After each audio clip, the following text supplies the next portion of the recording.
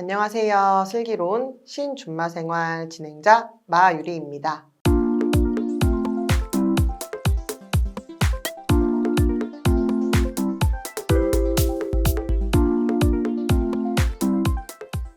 슬기로운 신준마생활은 우리 생활과 밀접한 분야의 디지털 전환 사례, 기술 트렌드를 알기 쉽게 소개하는 프로그램입니다. 이번 영상의 제목은 병원 안 가도 약을 처방받을 수 있다? 바로 원격 의료 얘기입니다.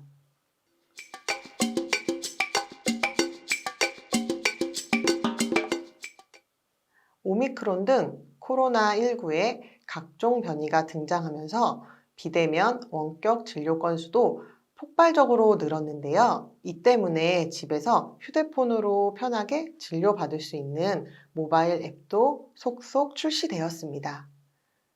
이런 앱을 통해 감염 걱정 없이 진료받고 약도 배달받을 수 있는 세상이 된 거죠. 원격 의료는 크게 원격 모니터링과 원격 진료, 그리고 원격 자문 등으로 구분이 됩니다. 원격 모니터링과 원격 진료는 의사와 환자 간의 서비스이고, 원격 자문은 의사와 의료인 사이의 서비스라고 할 수 있습니다. 현재 의료법상으로는 원격 자문 서비스만이 가능합니다. 원격 모니터링은 의료인이 환자의 질병 상태를 지속적으로 점검하고 상담 및 교육 등을 통해 관리하는 서비스입니다. 주로 고혈압이나 당뇨 등 만성 질환 환자를 모니터링할 때 사용을 합니다. 또 원격 진료는 온라인을 통해 환자가 의사를 간접적으로 만나서 진료를 받는 것을 가리킵니다. 원격 자문은 의사와 간호사 같은 의료인이 물리적으로 서로 다른 공간에 있지만 통신을 이용해 자문을 구하고 제공하는 서비스를 의미합니다.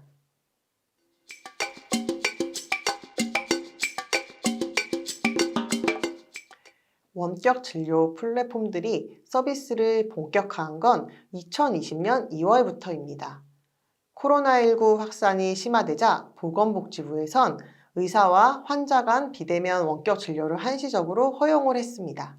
환자가 의료기관에 직접 방문을 하지 않고 전화 상담, 처방 및 대리 처방 등을 받을 수 있게 한 것이에요. 이를 통해 환자가 의료기관에 직접 방문을 하지 않고 전화 상담이나 처방을 대리 처방 등을 받을 수 있었습니다.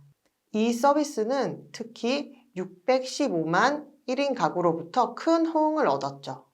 이용자가 오미크론 확산과 함께 급격히 늘면서 폭발적 수요를 감당하지 못해 서비스가 지연이 되거나 불만을 호소하기도 하였습니다. 이는 결국 의료 플랫폼의 필요성을 또 한 번 각인하는 효과를 주기도 하였습니다.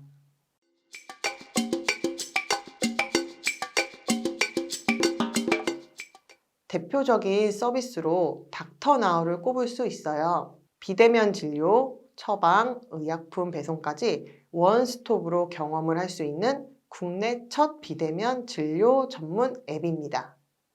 남녀노소 누구나 편하게 사용할 수 있는 사용자 환경이 장점입니다. 2020년 12월에 출시해 최근 이용자가 200만 명을 넘었습니다. 현재는 동네 병원 의원과 약국을 중심으로 1,500여 개 제휴의료기관과 협력해 내과, 가정의학과, 소아청소년과 등의 과목 진료를 제공을 하고 있습니다. 닥터나우의 기업 가치는 약 2천억 원으로 평가를 받습니다. 국내 동종업계 중 최고 수준입니다. 똑딱은 현재 670만 명의 회원, 그리고 13,000개 병원이 연결된 헬스케어 O2O 플랫폼입니다. 1초에 한 건씩 사용자들이 똑딱을 이용하고 있습니다. 똑딱은 병원 검색부터 예약, 진료 뒤 결제 또는 약을 복용하거나 실손보험을 청구하는 과정까지 모든 것을 앱 하나로 편하게 이용할 수 있습니다. 굿딱은 800만 명이 내려받은 헬스케어 플랫폼입니다. 똑딱과 같은 병원 찾기 및 병원 예약 서비스와 함께 닥터나우와 같은 원격 진료 모델이 함께 있는 서비스입니다.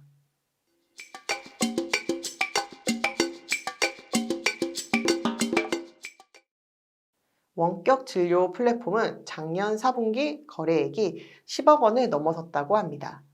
하지만 원격 의료 플랫폼은 여전히 한시적으로 시장이 열린 상태입니다. 의사 약사들이 소속된 일부 협단체들이 이 서비스를 반대하고 있기 때문입니다. 이들 얘기로는 원격 진료로 거래에 관계없이 원하는 병원에서 진료를 받을 수 있다면 더 큰 상급 병원으로 몰려 상대적으로 동네 작은 병원들은 경영 악화를 겪게 될 게 뻔하다는 우려를 제기했는데요. 하지만 결과는 우려와는 달랐습니다. 각종 언론 보도에 따르면 2020년부터 이뤄진 300만 건의 진료 중 71%가 이용자가 근처 동네 의원에서 진료를 받았다고 합니다. 코로나로 문을 닫던 동네 병원들도 원격 의료 플랫폼의 활성화와 함께 매출 개선을 이룬 사례를 적지 않게 찾아볼 수 있습니다. 그간 원격 진료 우려사항으로 지적돼 왔던 오진, 의료사고 등의 문제도 거의 발생하지 않았습니다.